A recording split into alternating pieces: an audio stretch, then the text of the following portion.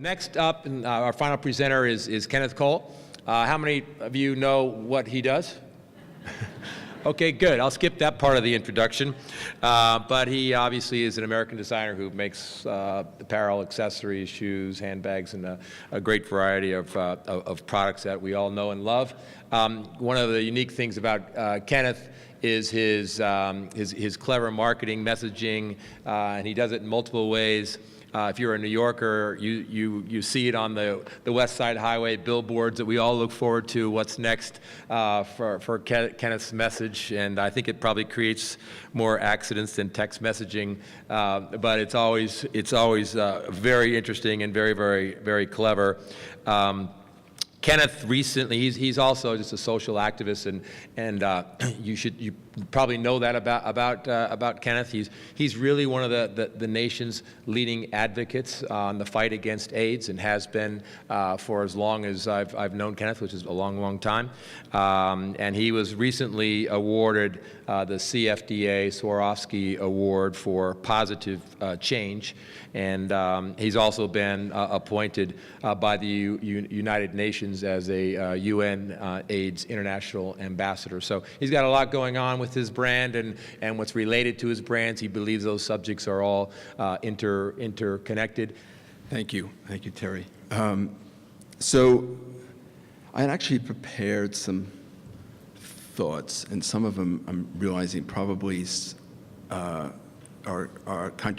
consistent with what I just said. But I'm going to take you through some of it, and I'll try to leave and cut out a lot of it and save time for questions and conversation, which is what I enjoy the most. So first, also, like Greg, well, first I want to thank Terry for his generous and only mildly overstated remarks, introduction. And like Greg, I want to congratulate him on an extraordinary career and the success of the Lundgren Center. I was here actually 13 years ago when it started, and interestingly, I was invited back.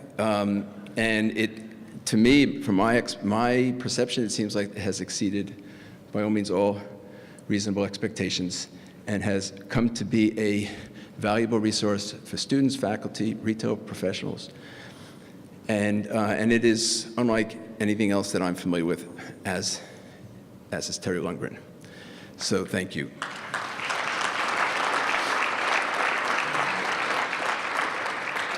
It's a privilege to be here to share some thoughts with you on my journey, which has brought me here today, as well as some of these fascinating times that we are currently living through. To begin with, my career has been a compilation of stories not like Rachel's or Greg's or any that you've heard. First, I just ask that before you sit in judgment of them or whatever else I'm about to share with you, and then by which you'll be able to determine, to Karen's point, if I am an enlightened man or not, that you please consider the wisdom of a favorite adage of mine, which is that before you judge somebody, you walk a mile in their shoes, preferably mine, and then, if you don't like them, you're a mile away and you have their shoes. I started my business in the early 80s. I was 11 at the time, with a little bit of money and not a lot of time. I knew that most startup businesses fail in their first year because they run out of money before they've allowed time for cash flow. So I knew I needed to get started quickly, but first I needed a name, because I needed to create business cards, stationery, register for a local trade show, and I also couldn't take the chance of registering a made-up name and then find out months later that it wasn't valid. And there wasn't a Google at the time, Jonathan. So I decided to use the name that my parents had given me some 20 years prior, as I knew one could usually get their own name registered. I then ran to Italy knowing I had a better chance of getting credit from an Italian shoe factory that needed business than from an American bank that didn't. I came back with a collection of ladies' shoes and needed to make plans to sell them. One had two options at that time.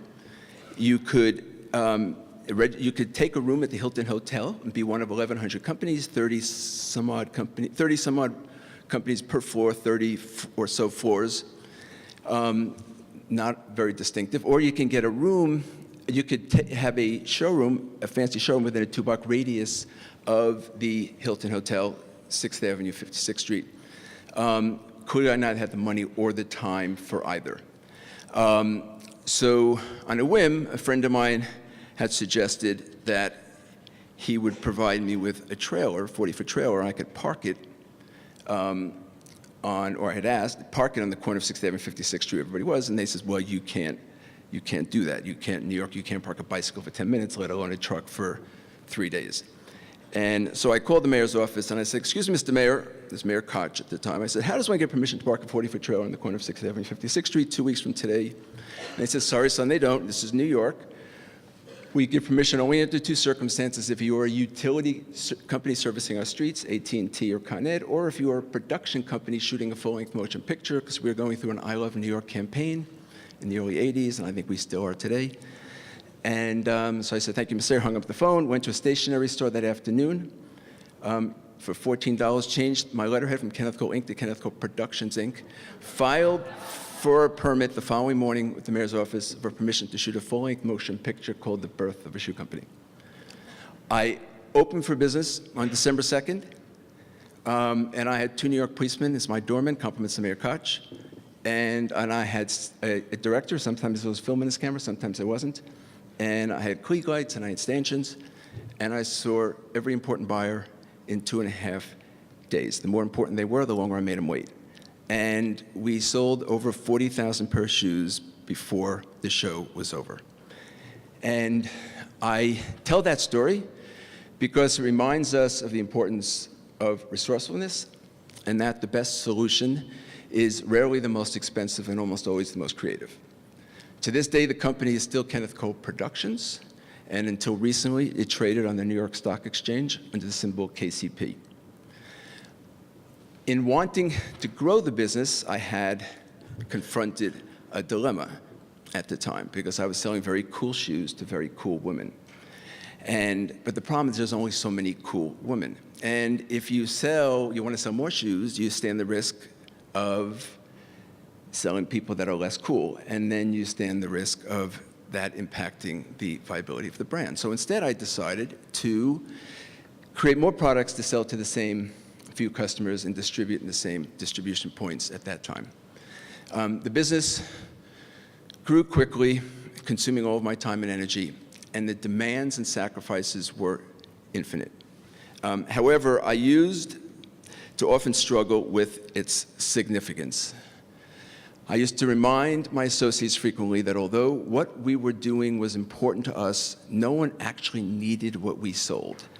And they still don't, which is very humbling. In fact, if every shoe store in America closed its doors this afternoon at 12 o'clock, hardly an American would likely go barefoot for 16 years. Women don't need black shoes. Men don't need another pair of sneakers, white shirt, or a functionalist tie. But our job was to make them think they did, glad they thought it, and think it again. However, my personal struggle was, how do I make it relevant and meaningful?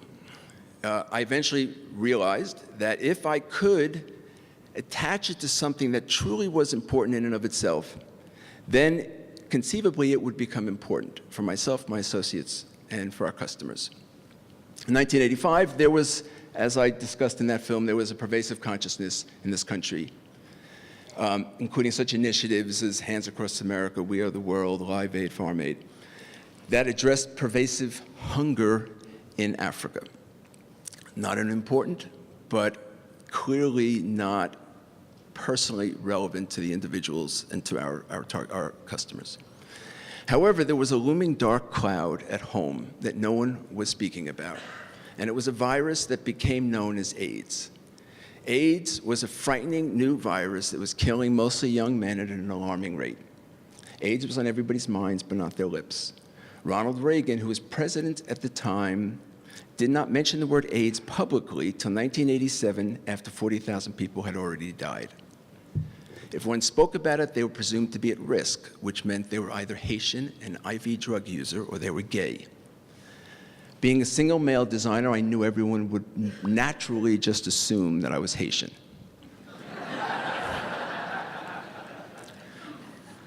But maybe because I wasn't a member of one of the at-risk communities, it was easier for me to speak out when others wouldn't. So I created a public service campaign that you saw also in the film to address the pervasive stigma surrounding AIDS at the time. Arguably, more people have died from the stigma of AIDS than from AIDS itself. I make that case often. And the fact that nobody was talking about it. So the campaign was called For the Future of Our Children, shot by Annie Leibovitz, and features some of the most beautiful models in our industry and innocent children. Most people admire beautiful women, and we love most children. We don't learn to dislike them until we have to pay for their college education. I learned of an organization that was committed to AIDS research called AMFAR that I could and went on to support. In 1987, I was asked to join its board, the Foundation for AIDS Research, and 17 years later, I became its chairman. Since the 1980s, AMFAR has had a profound impact on the lives of millions of people living with HIV/AIDS around the world. That whole experience, it changed me. It has changed the company, it has changed the man, and it has changed the brand. I found that I was no longer just running a company with style, but rather a company with a conscience and a purpose. I had found a voice that has helped guide my journey ever since.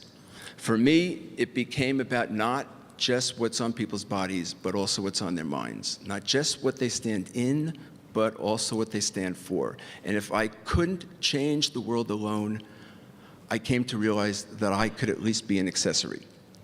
As chairman of a public company, I began addressing and defending the question as to whether business and community should be independent. In fact, I came to realize that they are not just not independent, but in fact interdependent, that they are the proverbial hand that feed each other.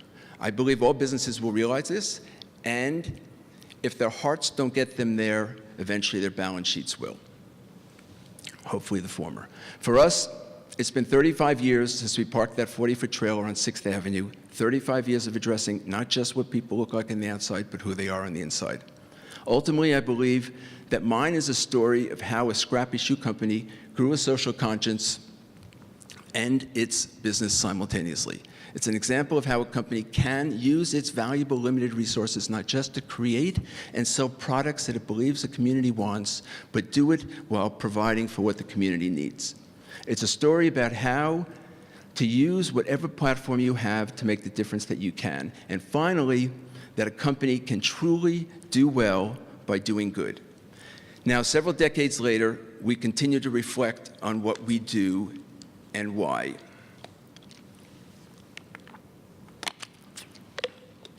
And ponder every day whether what we're doing is still relevant in this rapidly changing, exponentially more complicated world.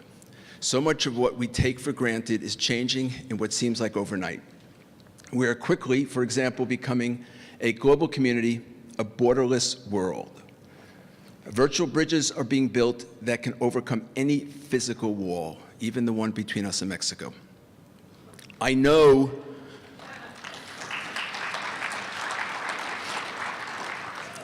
that wasn't meant to be a political statement. I know we will cure AIDS, we will, as well as most genetic diseases, and many believe that your grandchildren will likely live to be 150. If I'm wrong, please let me know. Augmented reality is now our reality. New business models are changing behaviors. I find it fascinating that Uber is the largest transportation company and they don't own a car, that Airbnb is the largest accommodation provider and they don't own any real estate. Facebook is the largest media platform and they don't own their own content. In this new sharing economy, you ride in someone else's car, you stay in other people's homes, but the good news is that you will probably still buy and wear your own shoes. Change is happening at a much greater pace than we have the ability to process or adapt to. In fact, it is said today that there are solutions being identified daily that are searching for problems. Closer to home, for the fashion and design worlds, fashion and design today are no longer proprietary. As soon as it is exposed and available anywhere. It is interpreted and brought to market everywhere, at every price, in real time. In fact, in this new world with an infinite array of options and alternatives, curation has become king. We know that. People turn to brands, the ultimate curators, to help them navigate the literally infinite amount of content.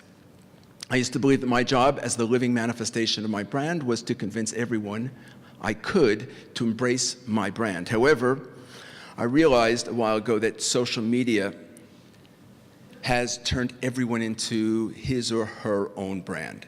And they curate their brand every morning on their Facebook, Twitter, and Instagram feeds. And not only do they curate the content, but they also curate their audience. My goal today is to convince others to embrace my brand and to allow me to be part of theirs.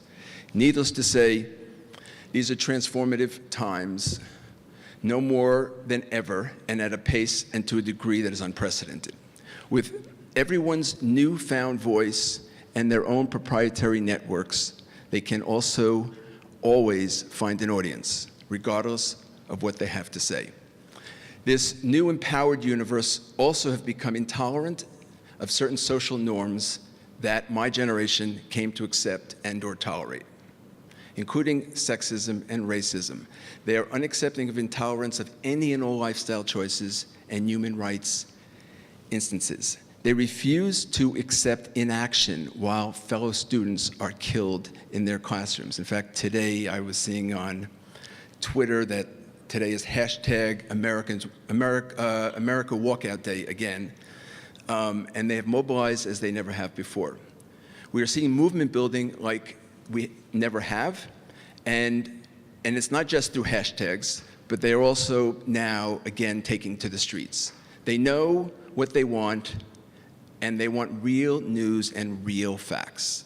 They want leaders and elected officials that have the courage to do what is right, and they also want that from their brands that they're going to support.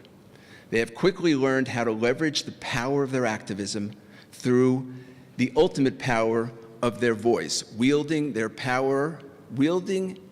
power as activists, as constituents, as well as consumers. So when I asked if I think business should involve, engage, or ignore this new activism, which I have been recently, I am very comfortable stating unequivocally that sitting on the sideline is no longer an option. Even though I never have, today you either have the courage, to Greg's point, to take a stand, or I believe you'll be asked to step aside. We then must have the courage and discipline to be true to our brand's values, to insist that our brands clearly promote what they stand in and what we stand for. That it is the brand that you would want to be part of your brand. And finally, the brand that you would want to friend, like, post, pin, share, snap, tweet, and retweet. In closing, I'd like to leave you with a favorite anecdote. It's a story of an old gentleman who is driving down the interstate one evening and gets a call from his hysterical wife, who goes on to say, "Honey, please get home immediately. I just heard on the radio that there's a lunatic on the same road that you're on, driving in the wrong direction." He paused briefly, not wanting to alarm her unnecessarily, and finally he said, "Darling, it's worse than that. There are hundreds of them."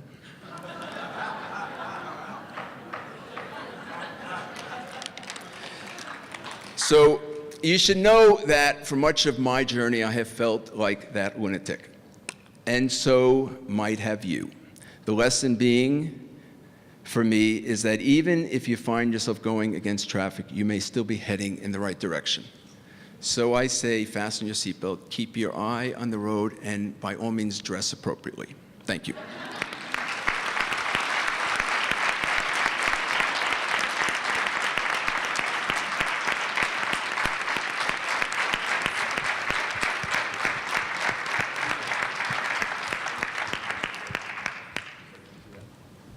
Kenneth, thank you. Great intro comments. We're going to sit down and have a little conversation next.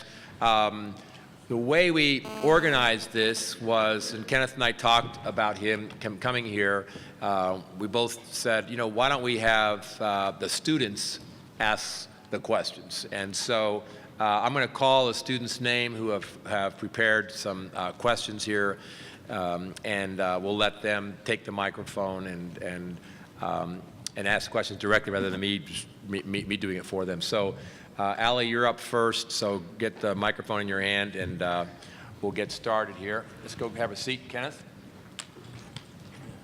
Yes, thank you for the great presentation. I know we all really took a lot from that. Just with everything, I'm to your right. Okay, there we are. Hi, yeah. Thank you. Over there. Okay, gotcha. So our first question is, what do you like to do outside of work? Drugs. Actually, I am, in all seriousness, actually, I am obsessed with wanting to make a difference in what people wear, in people's wardrobes and in their lifestyles. And it's just part of everything I do. But thank you for the question. Her actual question was, what are you really into? Which I thought was pretty good. Oh, that was my answer. That was. Rosie Bolden, you're up next. Hi, thanks again for being here. I think hearing about all of the philanthropic service you've done is really inspiring. My question for you is, how do you use data to better serve your customers? So that's a hard question. I don't think that's our greatest competency right now is data analysis. It's something that we're just revising our business model in the States, and we've closed stores here in an effort to revitalize the user consumer experience. So, and we're improving every day our online and our experience through third parties as well, and internationally it's different than that. So I think that we're trying to learn every day, and I'm not sure that the customer has to. If the customer doesn't love the experience, love the product, they're not coming back. So that is critical, and I agree with everything you've heard today. And storytelling is critical with everything you heard today. And I think all these pieces need to connect, and you have to make a difference, and you have to stand above and apart from everybody else out there. And I think, Rosie, if I can just add on, so Kenneth, his model is more selling into retail stores like Macy's as an example. We have the Kenneth Cole reaction line exclusively at Macy's, and so Macy's uses their data, their understanding of the consumer about purchasing Kenneth Cole products and what would be related products and insights from there. So we kind of work in unison on that subject in the use of technology. Awesome, thank you. Amani, you're up. Okay, well, thank you again for being here. And like you stated earlier, taking a risk on political issues can be kind of controversial. So I think, though, my question for you is, what are the greatest risks that you've taken in terms of product or marketing strategies? So I'm going to actually give you an example that goes back maybe 20 some odd years ago. I had a business dilemma, and I had my first store was on Columbus Avenue in New York. And in the retail business, what you do is you need to rid yourself of fall inventory. You start marking it down if need be. Maybe at that time it wasn't until Christmas, but now, since people are doing it much before that. And you try to be out of that inventory by January, and you have all fresh summer, spring product by February. But meanwhile, so that's what we did. But meanwhile, our biggest customers at the time were Bloomingdale's, and at the very beginning it was Bergdorf's, and it was Saks, and Macy's. And so how do you drive traffic when you can't sell the products for less, so how do you distinguish yourself? So we did at the time was, there was a very big social issue that was actually relatively new, and people don't really recognize this. It was in the late 80s, and it was called homelessness. And the social safety net dissipated in the Reagan-Bush years, and all of a sudden, this country saw a huge problem with this large population. And the politicians didn't address it because they didn't vote, and businesses didn't address it because they didn't consume.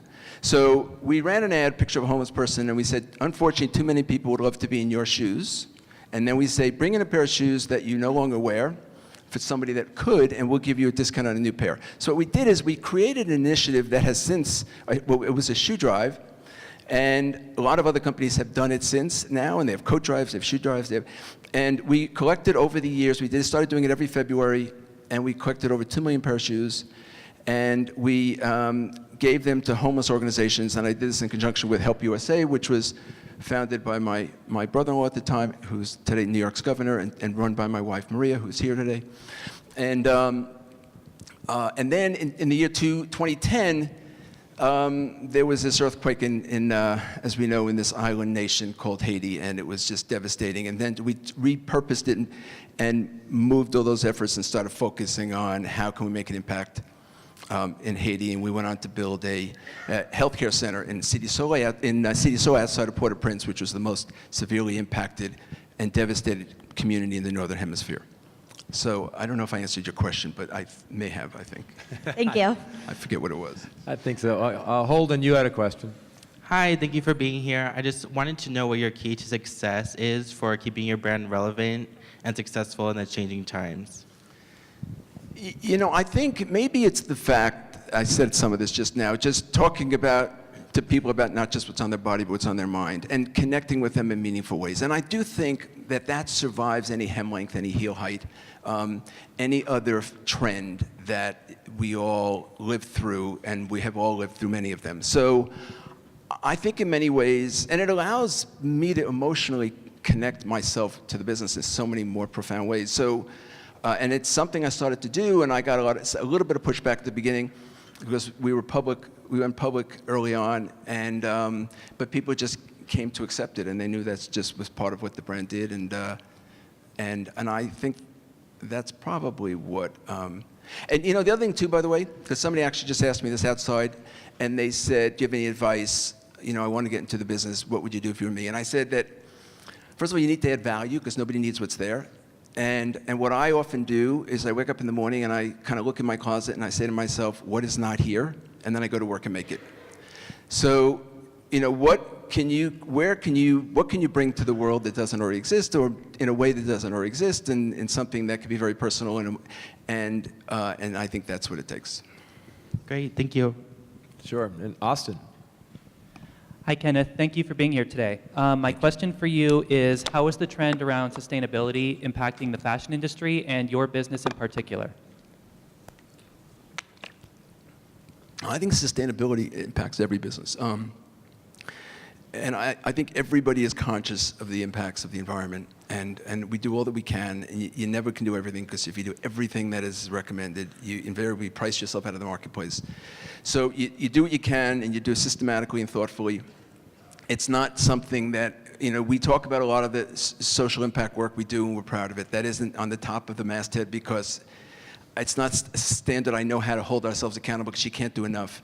And we do all that we can, and not just in sourcing, but in supply chain, and ultimately in the operating of our business. Thank you. Molly? Hello, Mr. Kenneth Cole. How are you doing today? I'm well, thanks. He's well, he said, yeah. Good? Is that your question? How are you? Do you have Great, another thank question? you. Yes. So I wanted to know how your business is being impacted by the increase in the shift from in-store sales to online sales. You know, our business is, it's impacted, but in different ways. Maybe not, I don't think it's negatively impacted. But, you know, online is not, it's something that we do. We have our site, but it's online is something that our customers that we do business with also do. So a lot of our business is done online, but you know, we sell to Macy's.com, we sell to Nordstrom's.com, and we sell to Bloomingdale's.com. So you'll see our product on other people's websites, and we try to make that experience, to the degree we're empowered and able, as good as we can. But I do believe today that the brand has to have a point of difference, and it has to become a destination. And if I basically offer what other people do, then I'm going to lose every time, because somebody will always find a way to bring that same product to market more easily than I can, more efficiently, and less expensively than I can. But if I make my product distinctive, and I make it the destination, then I'll win, and the customers will work with us in making us as good as we can be. And your business is, I think, tracking similar to others, and that is that your consumer is shopping both with you online as well as in the physical store, doing research on their phones, but maybe transacting more often in a physical environment. Right. You have to be you have to run your business in real time, and as we all know this, and we're like the production cycle in footwear. It's different in every product. It's not quite as long in apparel, although some elements of apparel. It's sometimes up to 6 months. There is no way. There is not a single consumer that has the tolerance, the willingness to. You have to wait for 6 months. So you have to have the ability to react overnight, and you have to. And it's not a monologue; it's a dialogue, and you know this. So we have to every day just get better at it. So and that's what we do. And I also know that there are people say, well, it's very hard today, and it is because the internet basically makes every product available to everybody. And it's also, but by the same token, as a business person, it makes every consumer everywhere available to every product. So it works both ways, and you have to have a point of difference, and that is critical. And then and you have to be, and a brand is only a brand if it communicates that point of difference at every point of contact with the customer, and that's becomes your reason to exist. Courtney. Okay, so personalization is huge throughout the entire retail industry right now. So my question to you is, how is that showing up in your business and allowing you to connect with your customers? So we're working, we've done messaging, and we've allowed people to kind of figure out how to connect our message with the product, a t-shirt or different things. And that's something we're working on doing again. We've done it before on different intervals. And, but we've done it by personalizing. We've had artists in this store. We have a store downtown, and we'll write people's names, or we'll personalize it if that is their drug of choice. But I agree with you. That's something that will only become even more and more pervasive. And we'll do even more and more of it. Libby? Okay, thank you for being here today. There seems to be a growing number of direct-to-consumer fashion brands, startups, selling principally, if not exclusively, online. What is it that you can learn from these companies? That they need to open stores. I think that they're very focused, which we tend not to be because we sell to other people. So we need to have a very clear point of view, and those people are reminding us of that, and they are very effective in their ability to execute because they are so specific. And I would imagine that is what makes Taco Bell and KFC, I'm going to pronounce those initials carefully from now on. Yes, exactly. That's what makes them destinations, because it's very clear what they have, and they can run those stores very efficiently, even if they happen to not be out of chicken. But their offerings are very specific and very similar. So these guys are good at it, and sourcing is easier, supply chain is easier, and there's lots of lessons to be learned. Bigger is not necessarily better. Morgan? Hi, my question is, following some of the issues around social responsibility, specifically within the fashion industry, such as what came up after Rana Plaza, how are you ensuring that your company is acting within the best way possible through your supply chain? It's a big part of our culture, and it's something that a standard we hold everybody to. And at the end of the day, I don't impose it upon anybody, but I encourage it, and the brand does it, the business does it. And what people want to do in their own time, it's their own choice. I do believe, and have always believed, that he who does service is almost invariably, almost always, the biggest beneficiary, more so than the people they serve. And I think the people who do it realize that quickly, and it becomes almost like a drug. And I did a book a few years ago called Awareness, and we interviewed a bunch of people that had inspired me over the years, and then it became people that inspired them, and it was about 105 essays. And at the end of the day, I asked them all two questions, and it was all many well-known people that you know. And I asked them two questions. If you could do anything over again, what would it be? And invariably, they said I would have done more of it sooner. And if there are any regrets, and the regret only is that I wish that I'd gotten involved and engaged in this pursuit. And they felt guilty that they benefited more than they felt they should have or they were supposed to. You think you attract employees who embrace the culture before they become part of the culture of your company? I do.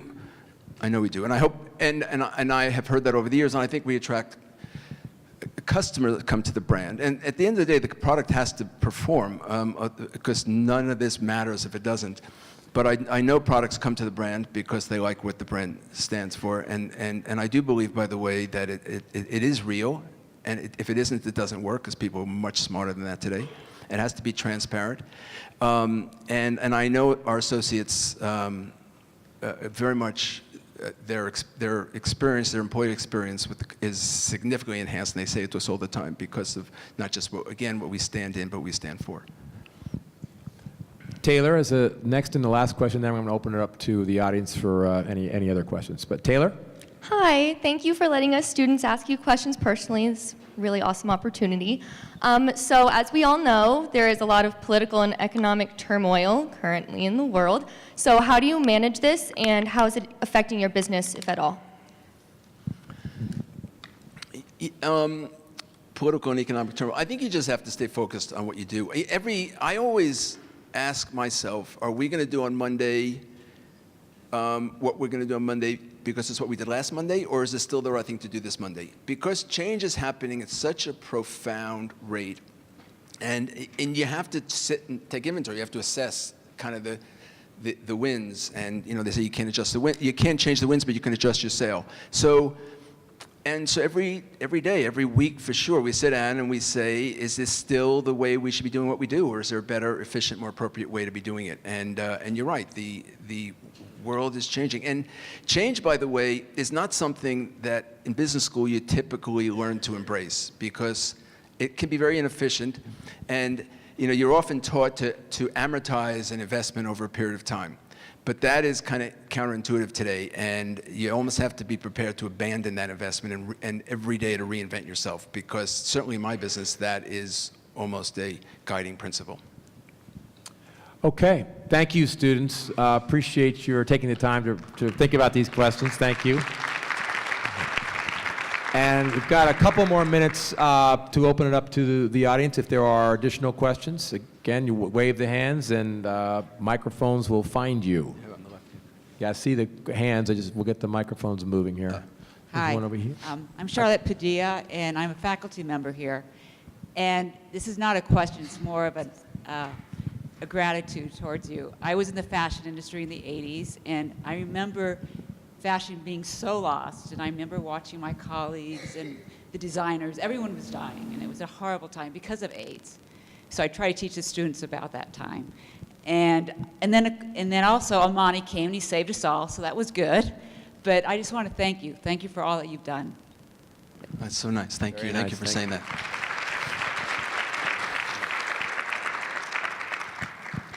Over here. Hello. I just wanted to say I'm a really big fan of the brand. I bought a pair of shoes. I'm over here. Oh, sorry. And I've been watching the brand. You went public, now you went private again. Are you rethinking the brand from a promotional perspective? Because I bought a pair of shoes and I noticed it was 60% off, 30% off, which I feel like really dilutes the value that you bring. And I would have bought the shoes for full price. Are you rethinking kind of going to full price? And well, the reason we went private, which was one of the best days of my life, is because we got to fix the business model and clean up distribution and elevate the quality of everything we do, the quality of design, quality of sourcing, quality of distribution. So, and that's still a work in progress. And but the plan obviously is to have just great product you want all the time, and not to have to alter price points. So it's obviously not something I love hearing, but I recognize and I appreciate you asking that question. And a lot of times there's a life cycle to product, and so he may have sold that shoe well for a period of time and was moving on to the next shoe. And so as you're scaling down and you're liquidating your inventory, there's a life cycle that you may have benefited from. Yes, over here. Well, Kenneth, it's quite evident that you found ways to integrate your core beliefs into your business and your life and made that an attribute of the company and the brand. There are a lot of corporations that have a thing they call corporate social responsibility that perhaps does not come from the same place as sincerity. It's become a necessity, perhaps. Do you have any advice for those companies about how to make that more authentic? And I know it's not easy. I think that, first of all, with me, I didn't talk about anything that I didn't personally immerse myself in. And I started talking about HIV in 1985. Again, few were, most wouldn't, and most couldn't. But I joined the board of AMFAR in 87. I made it, our company did all the marketing, branding, and communicating for AMFAR for over 10 years. So, and everybody in our company loved that they were able to play an important role in this organization, and other than just what we did in the ordinary course. So I think if you make it part of, you embed it in the culture of the business, and you make it part of the business model. And then, and I personally joined the board of Help USA, one of the largest homeless providers in the country, and we did, at the same time that we did our shoe drives. And so it's something, we don't, it's not a cause du jour, but there are a few things that we do, and we do them consistently, and we're very focused on impact. And measurable, sustainable impact. And the organization knows it, and they know we take it seriously. And it runs in the family. Maria, who's very here, much, is very much runs in the family. Deeply, deeply involved in give back programs. Over here. Hi there. I was wondering what specifically caused you to incorporate pressing issues into your brand, and do you feel it contributed to your brand's growth? And does it simply go back to having the courage to stay true to your own personal identity? So, I don't know if they're, I don't even know how to characterize them today, because they're not, are they social issues, or are they just matters of our existence? Because, and they're not fleeting, most of them. They're acute, and they exist day in and day out. And HIV has been a problem that we've all been living with. Most people think it's gotten better. It hasn't. We're about to learn that it's actually at this tipping point, and it may get a lot worse again. We ran an ad in 1989 with a picture of an automatic weapon and a pair of shoes. And it said, "We neither condone the right to bear arms or bare feet." And that was almost 30 years ago. That same ad could run today, and nothing has changed. So, so the messages are consistent, and we address them a little differently because the times may warrant that. But and it's something I'm personally very passionate about as well, too. I mean, there's no rationale whatsoever, even illogical rationale, for automatic weapons in civilized society. So, and we live around this stuff, and many of us are outraged by it. So I found an outlet for it, which is unique, and I've been able to talk about it and vent publicly, and I did it for years as a public company, and shareholders appreciated it, government allowed it, and so I keep doing it. Kenneth, we're out of time, but we'll invite you back hopefully in less than 13 years. But thanks for all you do, and thanks for being here. Thanks, Terry, and thanks for what you do.